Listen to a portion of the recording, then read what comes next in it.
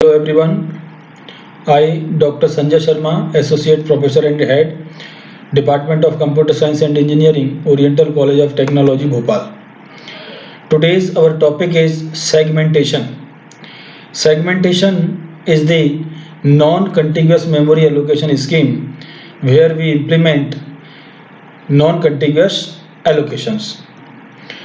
We have already discussed in previous videos memory allocation schemes, contiguous and non-contiguous.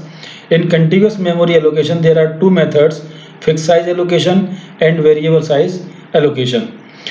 And in non-contiguous memory allocation, we are having three methods. First one is paging, second one is segmentation, and third one is segmentation with paging. In previous video, we have covered paging technique. Now in this lecture we will cover segmentation. So first we know what is segmentation. Segmentation is a memory management technique.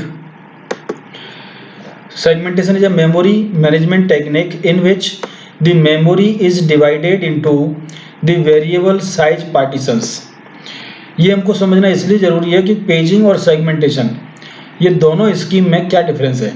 तो paging जो scheme है उसमें हम क्या करते हैं कि ये जो आपकी मेन मेमोरी है, इस मेन मेमोरी को पेजिंग टेक्निक में हम इक्वल साइज के ब्लॉक्स में डिवाइड करते थे और उनको हम बोलते थे पेजेस। लेकिन सेगमेंटेशन में हम क्या करते हैं कि ये जो ब्लॉक्स हैं ये कंपलसरी नहीं होगा कि ये सभी सेम साइज के हों।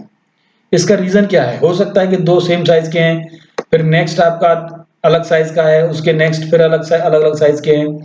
तो ये जो सेगमेंट्स होंगे इनके साइज का वेरिएशन देने के पीछे क्या रीजन है? इसका रीजन ये है कि जब भी हम पेजिंग को यूज करते थे तो उसमें आपने फिक्स और इक्वल साइज के ब्लॉक्स में डिवाइड किया। लेकिन कई बार क्या होता है कि आपने एक पूरे कोड को लिया और वो कोड हो सकता है कि एक ब्लॉक में नहीं आ रहा है, आपके एक पेज में नहीं आता है। तो हम क्या करते हैं कि उसका आधा कोड दूसरे पेज में गया और आधा कोड फर्स्ट वाले पेज में गया। तो जब आप उसको रन करेंगे फर्स्ट पेज को, तो फर्स्ट पेज का जो डेटा है वो कभी कंप्लीट नहीं हो पाएगा जब तक उसको सेकंड वाला पेज मेन मेमोरी में ना मिल जाए। तो इसका मतलब ये हुआ कि उसको बार बार उसको कॉल करना पड़ेगा। तो ये उसका सबसे बड़ा प्रॉब्लम था, जिससे क्या होता था कि आपकी स्विचिंग बढ़ जाती थी। स्विचिंग बढ़ने से आपके सिस्टम का परफॉर्मेंस भी डाउन होता है। इसीलिए ये जो सेगमेंटेशन टेक्निक है इसमें जो ब्लॉक्स हैं उनके साइज वेरी किए कि जैसी रिक्वायरमेंट हो उस तरह के आपके साइज ले सकते हैं। Each partition is known as segment. तो ये जो आप ब्लॉक्स बनाते हैं सेगमेंटेशन टेक्निक में, इनको हम बोलेंगे सेगमेंट्स। पेजिंग में हम क्या बोलते थे? पेजेस। और यहाँ पर हम इसको बोलेंगे segments. The details about each segment are stored in a table called as segment table. Paging technique में हम जो पेज टेबल यूज करते थे वैसे ही सेगमेंटेशन में हम सेगमेंट टेबल के नाम से उसी टेक्निक को यूज करते हैं। मतलब उसी डेटा को हम यहाँ पर सेगमेंट टेबल में स्टोर करते हैं। तो जो सेगमेंट टेबल होती है उसमें तीन फील्ड होते हैं। एक होता है सेगमेंट नंबर, एक होता है बेस एड्रेस और एक होगा आपका लिमिट। अब ये तीनों कैसे काम करेंगे? बेस एड्रेस का काम होगा कि जैसे मान लीजिए ये आपकी टेबल है, ये आपकी सेगमेंट टेबल है, तो एक हो गया आपका सेगमेंट नंबर के कौन से नंबर का सेगमेंट है। बेस एड्रेस का मतलब हुआ कि आपका जो सेगमेंट नंबर 0 है वो कहाँ पर स्टोर्ड है, उसका एड्रेस क्या है? 500। तो यदि ये आपकी मेन मेमोरी है और इस मेन मेमोरी में आपने 0th नंबर का जो पेज है, जो सेगमेंट है, वो आपने यहाँ पर स्टोर किया हुआ मान लीजिए, तो ये आपका जो सेगमेंट है तो इसका स्टार्टिंग एड्रेस क्या होगा? 500। तो ये आपका 500 यहाँ पर लिखा होगा। अब देखिए ये आपकी 0 starting address of the memory 0 है, 500 पर आपका 0th नंबर का सेगमेंट स्टोर्ड है। और लिमिट क्या बताएगा? साइज कितना है कि इस 0th नंबर के सेगमेंट का बेस एड्रेस 500 है और इसका साइज कितना है? 600। तो इसमें 600 मान लीजिए हमने नंबर ऑफ रोज अगर अपन मान के चलते हैं तो ये आपका सेगमेंट की साइज हो जाएगी। तो ये इसकी लिमिट होती है बेसिकली कि मैं रीड करना यहाँ से स्टार्ट करूंगा लेकिन कहाँ तक रीड करता रहूंगा। तो इसमें 500 में 600 आप ऐड कर दो तो आपका जो एड्रेस मिलेगा वो वहां तक आपको, जैसे 600 ऐड करेंगे तो आपको कितना एड्रेस हो जाएगा 1100। मतलब आपको सेगमेंट 0 को 500 से लेकर के 1100 तक रीड करना है। तो इससे हमारा फायदा ये होता है कि कोई भी अनऑथराइज्ड यूजर किसी दूसरे ब्लॉक को, किसी दूसरे सेगमेंट को रीड नहीं कर पाएगा, ऑथराइज्ड नहीं होगा। इसी तरीके से आपके जो रिमेनिंग है, ऐसे 1 है, 1 2 3 4 5, ये सभी के बेस एड्रेस दिए हुए हैं, इन सभी की लिमिट दी हुई है। तो इस तरीके से हम इसको मेंटेन करते हैं सेगमेंट टेबल में। ये इसका एक लॉजिकल व्यू दिया हुआ है कि हम कैसे इसको डेटा को स्टोर करते हैं, कैसे हम मेन मेमोरी में लाते हैं सेगमेंटेशन में। तो मान लीजिए ये आपकी सेकेंडरी मेमोरी है, हार्ड डिस्क। तो इसमें सेगमेंट नंबर 0 यहाँ पर है, 1 2 3 एंड 4, ये 4-5 सेगमेंट आपको दिए हुए हैं। तो ये जो सेगमेंट टेबल होगी इसमें हम कैसे मेंटेन करेंगे कि सेगमेंट नंबर आपका ये है 0, segment number 1, segment number 2 3 and 4। अब ये मेन मेमोरी में कहां पर स्टोर्ड है उनका एड्रेस आपको ये मिलेगा, इसको हम बोलते हैं बेस एड्रेस। तो सेगमेंट नंबर 0 हमने मेन मेमोरी में कहां पर स्टोर किया है, तो यहां से हमें पता चलेगा 0 के आगे 500, that is called base address. तो 500 लोकेशन पर हम जाएंगे तो ये आपकी मेन मेमोरी है, 500 आई, और यहाँ पर आपका 0th नंबर का सेगमेंट स्टोर्ड है। इसी तरीके से आपका जो फर्स्ट नंबर का है, 1 नंबर का सेगमेंट है, वो कहाँ पर स्टोर है, तो 1 नंबर का सेगमेंट यहाँ है। तो 2500 मतलब 2500 लोकेशन देखिए, ये आपकी 2500 लोकेशन है, यहाँ पर आपका सेगमेंट नंबर 1 स्टोर्ड है।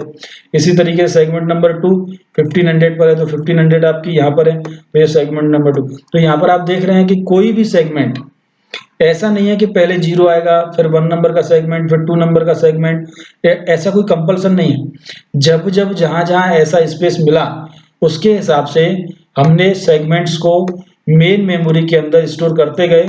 तो यही इसका सबसे बड़ा एडवांटेज है। तो ये जो लिमिट है वो लिमिट आप उसमें ऐड कर देंगे तो आपको सेगमेंट का साइज भी पता चल जाएगा, कहां से कहां तक मुझे रीड करना है। तो ये जो लॉजिकल एड्रेस होता है, उस लॉजिकल एड्रेस को कौन जनरेट करता है, सीपीयू। तो सीपीयू ने जो लॉजिकल एड्रेस जनरेट किया है, तो यहाँ पर भी हम पेजिंग की तरह 2 पार्ट में हम लॉजिकल एड्रेस को डिवाइड करते हैं, सेगमेंट नंबर जिसको हम एस से रिप्रेजेंट करते हैं, एंड सेगमेंट ऑफसेट जिसको हम डी से रिप्रेजेंट करते हैं। सेगमेंट नंबर का है कि उस सेगमेंट का नंबर क्या है, फर्स्ट नंबर का है, सेकंड नंबर का है, थर्ड नंबर का है, वो सेगमेंट नंबर हो गया। और सेगमेंट ऑफसेट का मतलब है कि जैसे ये आपका सेगमेंट है पूरा, ये सेगमेंट में ऑफसेट क्या बताएगा कि मान लीजिए इसमें 100 लाइंस स्टोर हैं, 100 रो स्टोर हैं, तो सेगमेंट आपका क्या होगा 100। मतलब ये 1 से लेकर के 100 अगर इसमें लाइंस ऑफ हैं या नंबर ऑफ इंस्ट्रक्शंस हैं, तो आपका ऑफसेट क्या हो जाएगा 100। अब आपको कौन से नंबर का रो आपको रीड करना है या राइट करना है, तो वो आप यहां से डिसाइड कर सकते हैं। तो ये आपका सेगमेंट ऑफसेट डिसाइड करेगा। इसका ये आपका लॉजिकल व्यू है कि कैसे हम लॉजिकल एड्रेस को फिजिकल एड्रेस में कन्वर्ट करते हैं। तो यहाँ पर देखिए सीपीयू का एड्रेस एस और डी में डिवाइड किया। इसका जो लॉजिकल इसका जो सेगमेंट नंबर होगा, तो सेगमेंट नंबर को हमने सेगमेंट टेबल में मैप किया। तो यहाँ पर इसका क्या होगा, सेगमेंट नंबर आपको यहाँ मिल जाएगा, ये उसकी लिमिट मिल जाएगी, ये इसका बेस एड्रेस। बेस एड्रेस का मतलब क्या है कि बेस एड्रेस मतलब वो मेन मेमोरी में कौन सी लोकेशन पर स्टोर्ड है। अब यहाँ पर हमने एक कंपैरिजन दिया हुआ है, d is less than limit. d का मतलब क्या है, d का मतलब है कि आपका ऑफसेट, सेगमेंट का ऑफसेट, सेगमेंट का साइज। तो हमने क्या किया कि जो लिमिट आपको ऑलरेडी दे रखी है, तो अगर वो d मतलब आप जो रीड करेंगे उस पेज के उस सेगमेंट के अंदर ही रीड करेंगे। अगर सेगमेंट के अंदर रीड करेंगे तो इसका मतलब है कि सेगमेंट जो होगा आपका वो मैक्सिमम लिमिट से छोटा ही होगा। तो इसका मतलब ट्रू है। इसका फायदा ये होता है कि आप किसी दूसरे सेगमेंट को रीड नहीं कर पाएंगे। तो यहाँ अगर ट्रू होता है तो यहाँ से आपको ऑफसेट मिल जाएगा, यहाँ से इसका बेस एड्रेस, तो आपको actual address of the segment यहाँ पर मिल जाएगा। ये इसका इम्प्लीमेंटेशन होता है सेगमेंटेशन मेथड का। अब इसी में हम देखेंगे, ये इसका एक रिप्रेजेंटेशन है न्यूमेरिकल वैल्यू लेकर के, कि मान लीजिए ये डिफरेंट सेगमेंट्स हैं। इन्हीं सेगमेंट्स को हमने यहाँ पर देखा है, सेगमेंट नंबर 1 कहाँ पर स्टोर्ड है, 100 नंबर की लोकेशन पर, तो 100 नंबर की ये है, इसका साइज कितना है 400। इसी तरीके से सेकंड नंबर का जो सेगमेंट है वो कहाँ पर स्टोर्ड है 500 पर, तो ये 500 आ गया। तो इस तरीके से हमने इसको यहाँ पर एक डायग्राम के थ्रू दिखाया है। एडवांटेज इसका क्या होता है, फिर सेगमेंटेशन का सबसे बड़ा है कि इसमें इंटरनल फ्रेगमेंटेशन नहीं होता है और इसकी टेबल जो होती है स्पेस कम लेती है। डिसएडवांटेज ये है कि इसका साइज डिफरेंट होता है, तो हमें रीड राइट करने में थोड़ी सी ज़्यादा प्रिकॉशन लेने पड़ते हैं। Thank you very much.